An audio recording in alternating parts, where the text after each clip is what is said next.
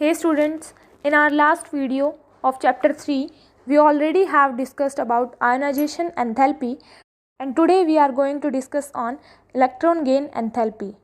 Electron gain enthalpy किसी भी element की हम डिफाइन कर सकते हैं एंथैल्पी चेंज को, और वो एंथैल्पी चेंज टेक प्लेस कब होती है? जब कोई भी आइसोलेटेड गैसियस एटम एलिमेंट का एक्सेप्ट करता है एक electron to form monovalent gaseous anion. इस प्रोसेस को हम एक्सप्रेस भी कर सकते हैं एक इक्वेशन की तरह। इसमें हम एक आइसोलेटेड गैसियस एटम लेते हैं और जब वो इलेक्ट्रॉन एक्सेप्ट कर लेता है तो उसके बाद वो एक मोनोवैलेंट गैसियस आयन बन जाता है। तो इसमें इलेक्ट्रॉन गेन एंथैल्पी जो रहेगी delta H would be equal to delta E G H. हम एलिमेंट के डिपेंड करने के ऊपर बता सकते हैं कि जो प्रोसेस है इलेक्ट्रॉन एडिंग का वो एक्सोथर्मिक भी हो सकता है और एंडोथर्मिक भी हो सकता है। एक्सोथर्मिक मीन्स उसमें से हीट इवॉल्व भी हो सकती है, वो हीट को एब्जॉर्ब भी कर सकता है, that means exothermic as well as endothermic. हम इसकी यूनिट्स जो होती हैं इलेक्ट्रॉन वोल्ट पर एटम या फिर kilo joules per mole of atom लिख सकते हैं। इसमें हम एक्स गैसियस एनायन की जगह पे क्लोरीन लेते हैं। जब क्लोरीन एक इलेक्ट्रॉन एक्सेप्ट करता है तो वो एक क्लोरीन का गैसियस एनायन बन जाता है। जो इसमें इलेक्ट्रॉन गेन एंथैल्पी होती है डेल्टा ई जी एच, वो -348 किलो जूल होती है। अब हम बात करेंगे किन किन फैक्टर्स के द्वारा इलेक्ट्रॉन गेन एंथैल्पी अफेक्ट होती है। What are the factors that affects electron gain enthalpy? First one is nuclear charge, second one is atomic size, and third one is electronic configuration. Now coming deeply on these और 3 points. First one is nuclear charge. जैसे जैसे magnitude increase होगा nuclear charge भी, उससे क्या होगा, attraction जो होगी इनकमिंग इलेक्ट्रॉन की वो भी ज़्यादा होगी। एज अ रिज़ल्ट वहाँ पे जो नेगेटिव वैल्यू है इलेक्ट्रॉन गेन एंथैल्पी की वो बढ़ेगी। सेकेंड है हमारी एटॉमिक साइज़। जैसे जैसे एटम का साइज़ इंक्रीज़ होगा, जो डिस्टेंस है न्यूक्लियस और एडिशनल इलेक्ट्रॉन का वो भी स्मॉलर रहेगा, और इससे इलेक्ट्रॉन गेन एंथैल्पी की नेगेटिव वैल्यू भी स्मॉलर हो जाएगी। Third one is electronic configuration. जैसे ही जितनी स्टेबल इलेक्ट्रॉनिक कॉन्फिगरेशन होगी किसी भी एटम की, दैट मीन्स उसकी जो टेंडेंसी होगी इलेक्ट्रॉन एक्सेप्ट करने की वो बहुत कम होगी और लार्ज होगी। Positive value of electron gain enthalpy, for example हम कह सकते हैं अगर किसी एलिमेंट के कम्प्लीटली फील्ड सब लेवल्स होते हैं वैलेंस के, तो ये स्टेबल कॉन्फिगरेशन होंगे इनकी और ये पॉजिटिव वैल्यू भी लार्ज पोसेस करेगा। अब हम variation of electron gain enthalpy की बात करते हैं। तो वेरिएशन इलेक्ट्रॉन गेन एंथैल्पी में पीरियड्स और ग्रुप दोनों में होती है। जब हम पीरियड के क्रॉस मूव करते हैं तो एटॉमिक साइज डिक्रीज़ होता है और न्यूक्लियर चार्ज इंक्रीज़ होता है। इन अ ग्रुप जब हम मूविंग डाउन जाते हैं ग्रुप में तो atomic size as well as nuclear charge दोनों ही इंक्रीज़ हो जाते हैं। Next topic is electronegativity. Electronegativity may be defined as the tendency of an atom in a molecule to attract toward itself the shared pair of electron. That means हम कह सकते हैं कि किसी भी एटम की वो टेंडेंसी किसी मॉलिक्यूल के अंदर जो अट्रैक्ट कर सके टुवर्ड्स इटसेल्फ, जो शेयर पेयर होता है इलेक्ट्रॉन का उसको अट्रैक्ट कर सके।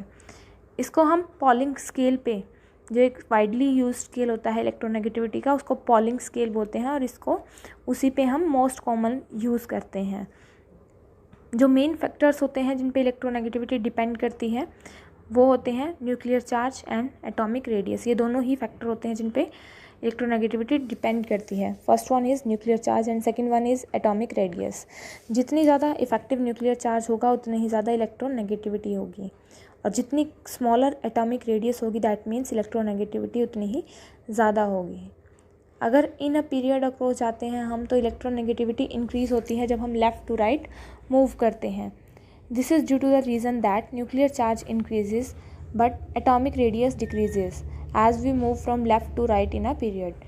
और अगर हम इन अ ग्रुप जाते हैं तो in a group electronegativity decrease होता है on moving down the group, और ये किस वजह से होता है? This is due to the effect of increased atomic radius. For example हम हैलोजन, फ्लोरीन इन सबको ले सकते हैं, इनकी हाईएस्ट इलेक्ट्रोनेगेटिविटी होती है। नेक्स्ट इज़ इलेक्ट्रोपॉजिटिविटी, और इलेक्ट्रोपॉजिटिविटी का एक और नाम होता है that is metallic character. Electropositivity को हम डिफाइन करते हैं tendency of atom of an element to lose electron को लूज़ करने की टेंडेंसी और पॉजिटिव आयन बनाने की, that is known as electropositivity. एक in a period from left to right जब हम जाते हैं तो इलेक्ट्रोपॉजिटिविटी डिक्रीज़ होती है, और ये क्यों होता है? This is due to increase in ionisation enthalpy along a period. जिससे क्या होता है, लॉस ऑफ इलेक्ट्रॉन डिफ़िकल्ट हो जाता है।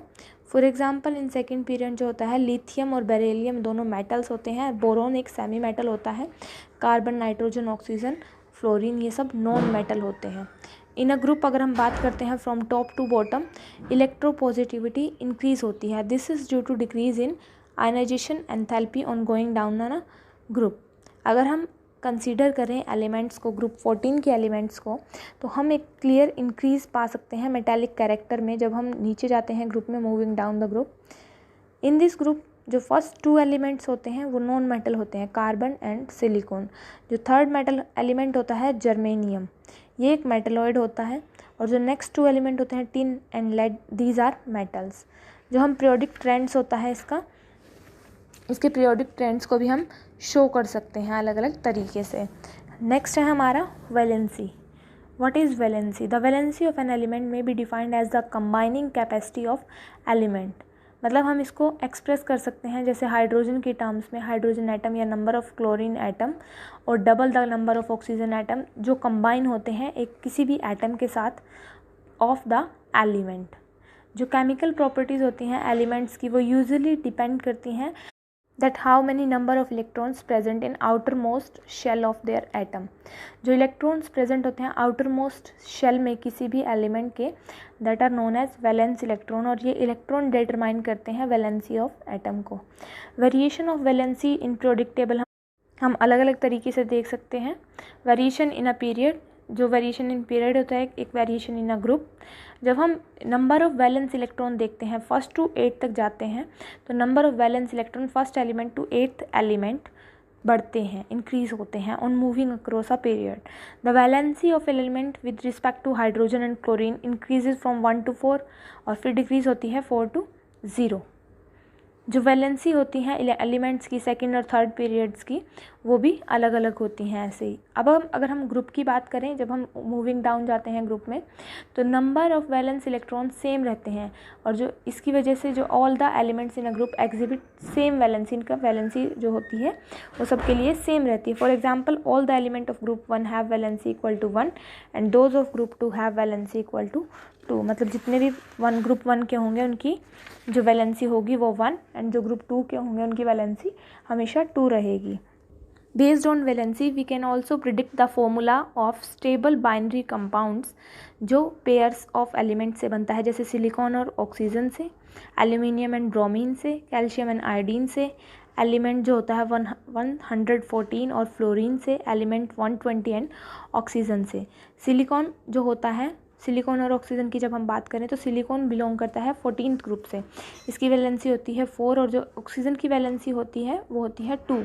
तो सिलिकॉन और ऑक्सीजन इनकी वैलेंसी आपस में 2 बच जाती है, तो SiO2 ही इसका पेयर्ड फॉर्मूला बन जाता है। एल्यूमिनियम और ब्रोमीन की जब हम बात करते हैं तो एल्यूमिनियम ग्रुप 13 से बिलोंग करता है, इसकी वैलेंसी 3 होती है और जो वैलेंसी ब्रोमीन की होती है दैट इज़ 1। तो इसका फॉर्मूला जो बनता है that is AlBr3। In our next video, we would discuss about nature of oxides. So thank you students for watching.